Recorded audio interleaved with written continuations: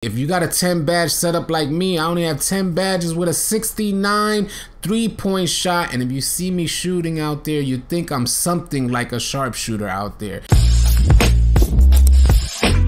Hey, what's up YouTube? You already know it's Horse City Live TV, and thank you for tuning in. Today we're going to be talking about badges that I thought were once goated. Badges that I thought were like a must-have, and now I no longer use them or find them effective in NBA 2K20. And we're also going to talk about badges that I thought were completely useless way back when, and now I run these badges on a daily basis. We're going to start off in finishing, and the first badge that I want to go to is the fancy footwork badge. Once upon a time, I thought the fancy footwork badge was super goated, and it was all the hype in NBA 2K20. For finishing, you needed the fancy footwork badge, and I had highly recommended this badge once upon a time, but unfortunately, I no longer run fancy footwork. I used to use fancy footwork for the hop step into the paint, and I thought it was an effective badge back then, but after watching some videos and learning about the badge and me testing the badge myself, unequipping it, dropping it down a few levels, and then just taking it off,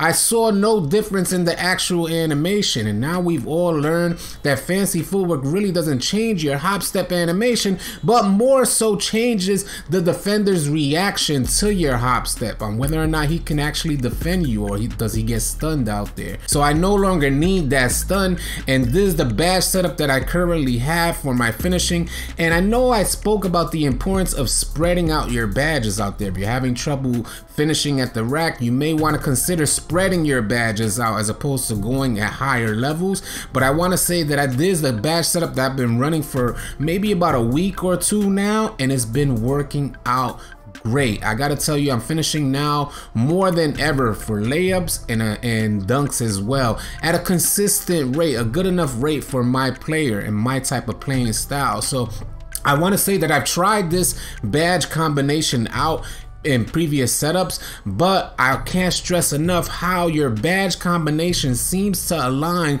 with your dunk package setup. And if you guys want me to show you my dunk package setup on a later video, I'll be more than happy to. Or you can come to our live stream, catch us on live stream. We live stream every single day on 5 different platforms simultaneously. That's Facebook, Mixer, Twitch, D Live, and also right here on YouTube. So come on out. If you want me to show you my dunk packages, I'll be more than happy to show that to you, and how they align with these badge setups for finishing. I want to say that I used to not recommend or run the Giant Slayer badge. I couldn't find a way to add that into my arsenal of badges. But again, with the dunk package setup that I have and the launches into the paint, it seems like Giant Slayer works out effectively, and it seems to be helping with my layup animations and finishing at a high rate when I drive to the rack. So this is my badge setup, and I'm happy with this so far. It's been good, and it's been holding up for about a week or two, if not more. And the next one we're gonna go into is our shooting badges. Green Machine, another badge that's held in high regard by the entire NBA 2K20 community. If you're running with the pros say you use a diamond setup of Green Machine, Deadeye, Hot Zone Hunter, and Quick Draw. And I was running Green Machine over Hot Zone Hunter for the longest time. I mean, I had this equipped at gold, dropped it down to silver. I thought Green Machine was all like, I thought it was one of the best badges out there because I was greening shots, and I had never tried to take off the Green Machine badge because you get the feedback from the community, and it's like, well, you need to run Green Machine. Sure enough, I was greening out there, but I had never tried to take the badge off. I unequipped Green Machine just to try it, and I equipped the Hot Zone Hunter, which I used to not run Hot Zone Hunter. Hot Zone Hunter seems to be one of the most goated badges out there. And the reason why I didn't run Hot Zone Hunter is because I didn't have Hot Zones. So it was like, why should I equip Hot Zone Hunter if I don't really have Hot Zones?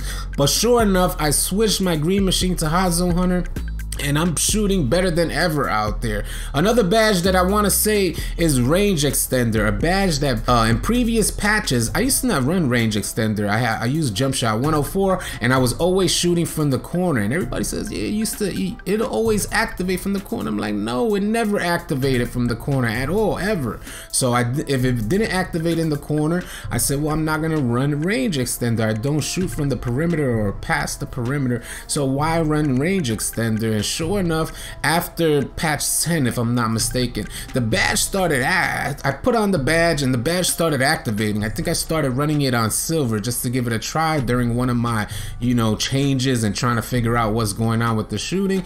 I equipped it to silver and I thought, hey, this is pretty cool. And then I equipped it up to gold, and now I'm shooting from limitless or range extended areas, and it's working out great with this shooting badge setup. So a badge that I didn't recommend or find necessary in range extender, I now find absolutely necessary to extend your range out there. And the badge is like tremendously active, so you may want to consider range extender. Now it's now the badge that I run at the highest level compared to the silver and bronze badges. I run range extender on gold, and I can't stress enough how important the high zone hunter badge is. If you got a 10 badge setup like me, I only have 10 badges with a 69 3-point shot, and if you see me shooting out there, you think I'm something like a sharpshooter out there.